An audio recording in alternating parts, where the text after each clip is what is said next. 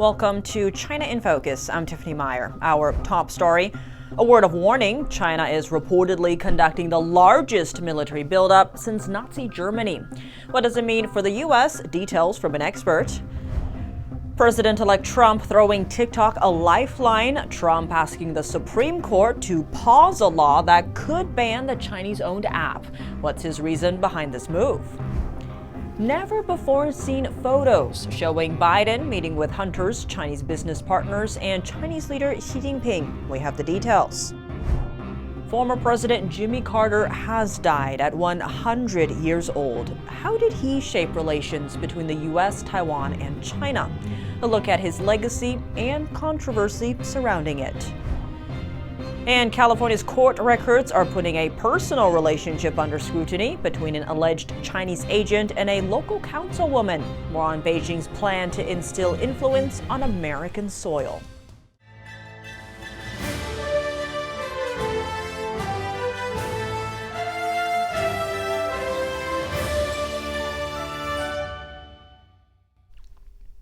Before we dive into today's news, here's a quick announcement. We'll be airing a special episode tomorrow, Tuesday, December 31st, about a serious threat facing America. Imagine a scenario where our electricity flickers off, our taps run dry, and the flow of goods at our ports grinds to a halt. How long could you last? These are the precise maneuvers the Chinese Communist Party has been tirelessly perfecting, ensuring they possess the means to disrupt our lives at will. It's weapons of choice, not bombs or bullets, but lines of code. Through cyber attacks, they've made alarming strides in their efforts to gain control. Today, we are telling the story of a type of cyber war that threatens to plunge our nation into chaos.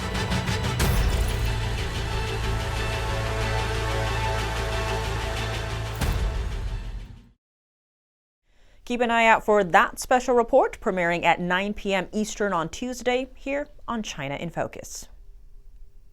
China engaging in the largest military buildup since Nazi Germany, aimed at challenging the U.S. That's the word from retired Lieutenant Colonel Chuck DeVore. He's also the Chief National Initiatives Officer at the Texas Public Policy Foundation. DeVore calls the state of play with China, quote, extremely dangerous. And so what you have right now, Rachel, is China is engaging in an unprecedented military buildup that the world frankly hasn't seen since Adolf Hitler in the 1930s. Now, the big difference there is that he really focused on land power, which frankly is pretty easy to build up pretty quickly. Navies are much more difficult to build up, and we are way behind. Earlier this month, the Pentagon released an annual report on China's military power. It said China now has the world's largest navy with 370 ships and submarines. That number is expected to grow to over 400 in 5 years. The U.S. has less than 300 ships. Beijing has also been increasing its nuclear warhead stockpile. The Pentagon estimates the Chinese regime could have over 1,000 warheads by 2030. The U.S. is estimated to have 3,700 nuclear warheads.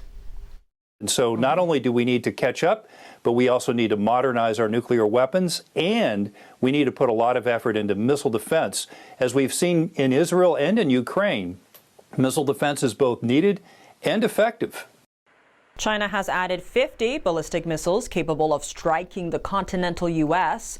It also has missiles capable of carrying hypersonic glide vehicle warheads, a type of warhead that's harder to defend against. These are maneuverable. If the warhead is maneuvering within, let's say, the last phase of its attack trajectory, that really makes it difficult for a radar to calculate where the warhead is going to be and then transmit that information to an intercepting missile.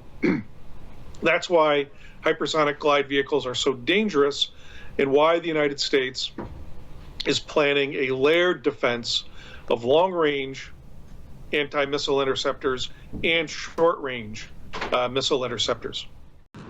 The U.S. is spending $10 billion to bolster the missile defense of Guam, though it's unclear if it would be able to defend against China's hypersonic glide vehicle warhead.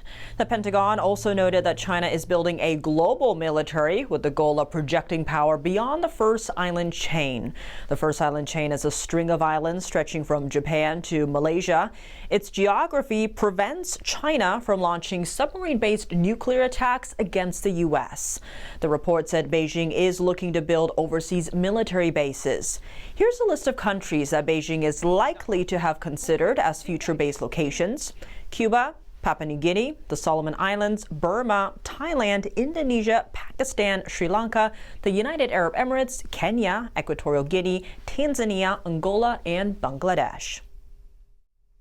U.S. President-elect Donald Trump has asked the Supreme Court to pause a law that could ban social media app TikTok.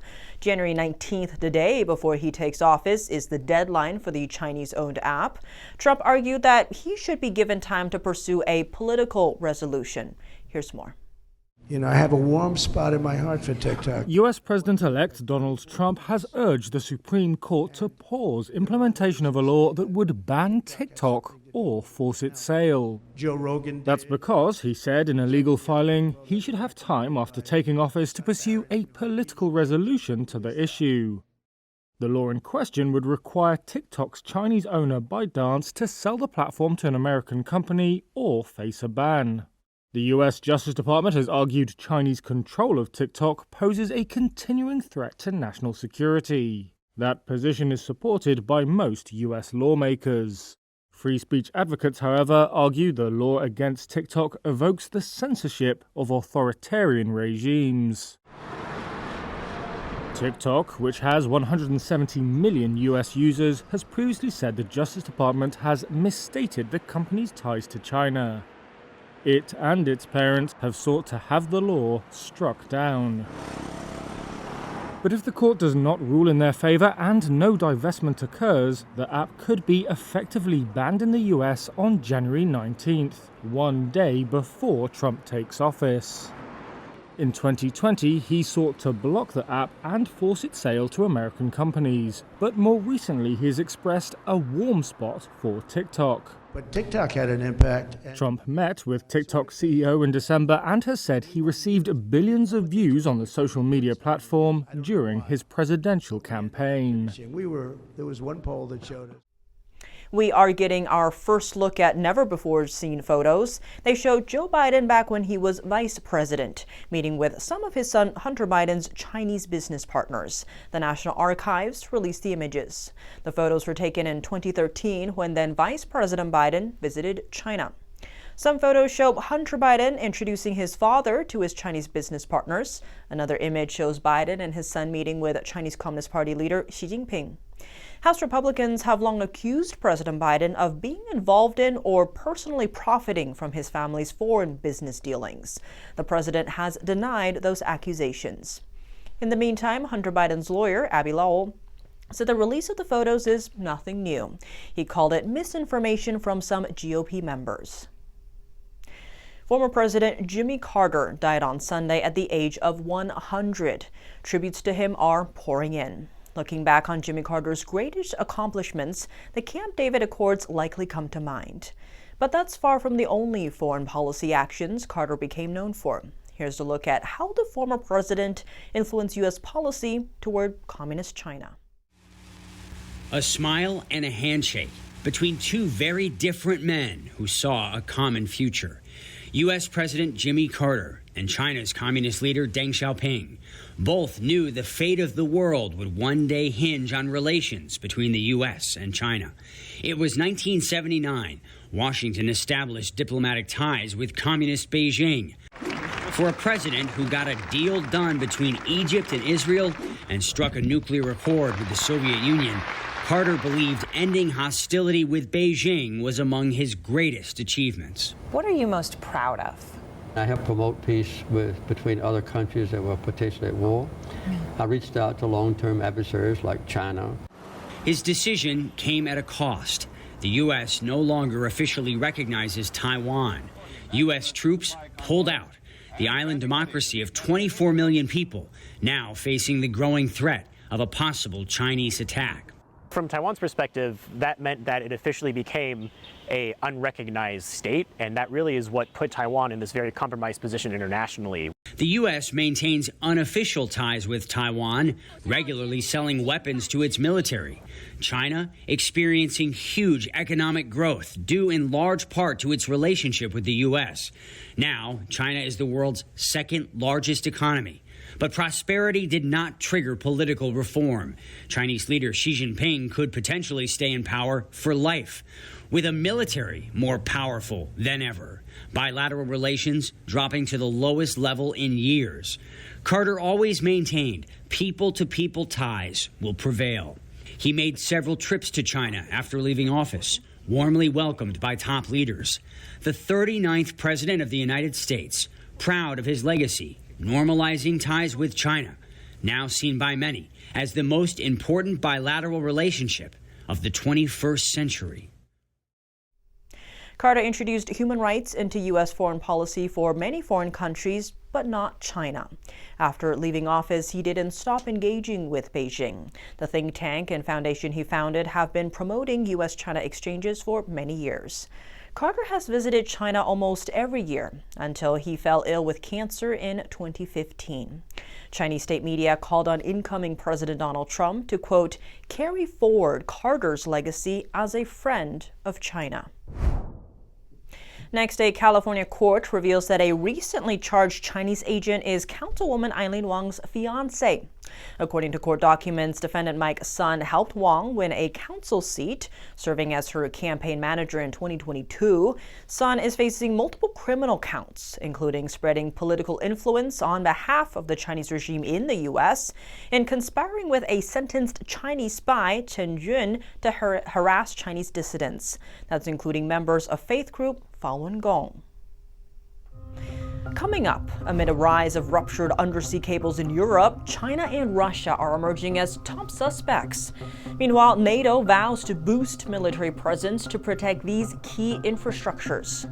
The situation that is now at the Baltic Sea, where the anchors have been dropping several times in a row, and it can't be by accident. And from the president's office to residents, Taiwan is using everything from board games to tabletop exercises to simulate what conflict with China could look like. More on that after the break here on China in Focus. Welcome back to China in Focus. I'm Tiffany Meyer. NATO is on high alert over a new threat.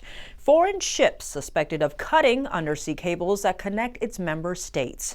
A Chinese vessel and a ship linked to Russia recently became the top suspects of two mysterious incidents. NTD's Flora Hua has more on the story. Last week, Finland seized a vessel carrying Russian oil as it sailed through the Baltic Sea. That's on suspicion it had damaged an undersea power cable between Finland and Estonia, plus 4 internet cables. It's too soon to draw conclusions yet why this happened. We know who did it.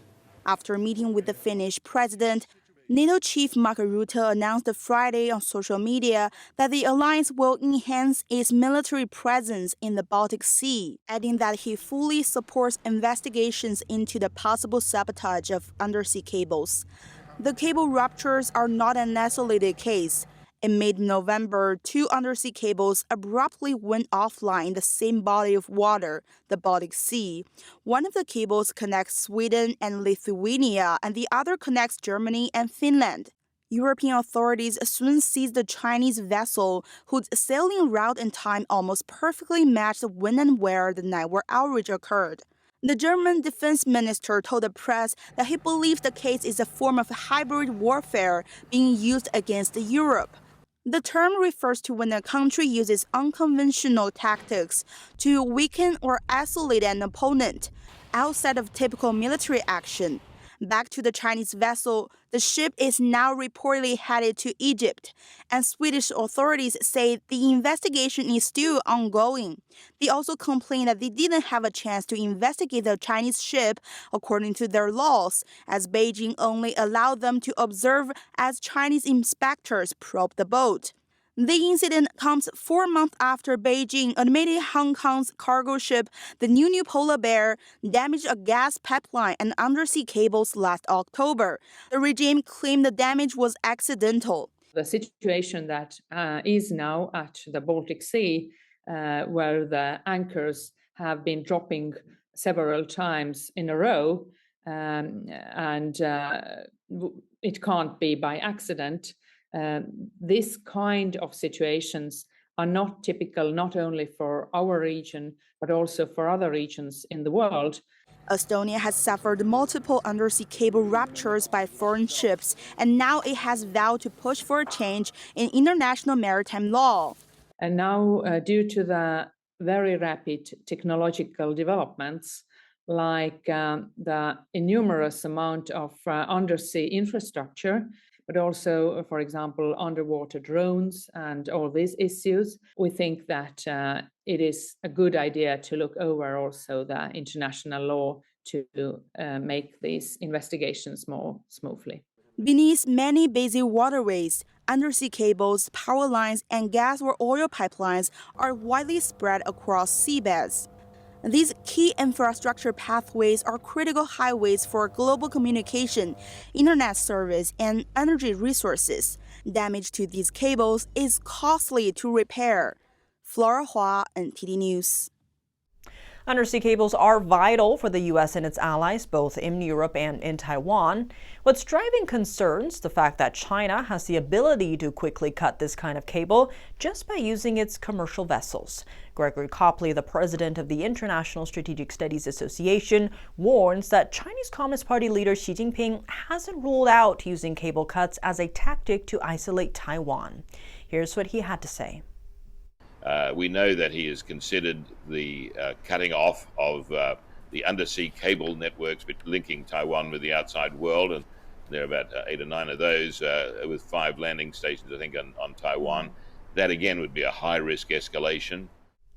A person who works in China's patent sector, who requested to remain anonymous, is echoing those concerns and pointed to one technique in particular. In a letter to the Epoch Times' newspaper last month, the person disclosed that Chinese vessels are able to cut submarine cables while sailing by installing blades onto their anchors. The letter said state-backed Li Shui University applied for a patent for this technique in 2020.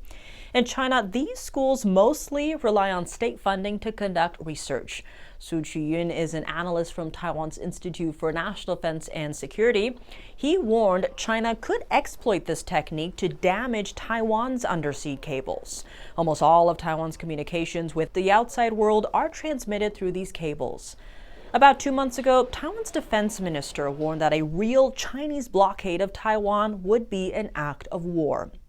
Zooming out, these cables are key for the broader U.S. alliance.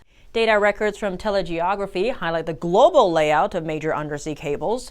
It shows that there are 100 to 200 times more cables connected to North America and to Europe than connected to China or Russia. Taiwanese people upping their wartime defenses. A new board game set against the backdrop of armed conflict around Taiwan will be released in January. It's inviting players to participate in an imaginary Chinese invasion set 20 years from now. Take a look at what the board game teaches players. This new board game is called 2045, where players can participate in an imaginary Chinese invasion 20 years in the future. The board game simulates an armed conflict near Taiwan, and it's releasing at a time of renewed tensions with Beijing. 2045 lets players face the challenges of war by role-playing characters in the 10 days ahead of an attack. Gamers use colorful cards to take on the guises of Taiwan soldiers, Chinese spies, pro-China politicians, and citizens defending their home. China claims democratically governed Taiwan as its own and has never renounced the use of force to bring the island under its control.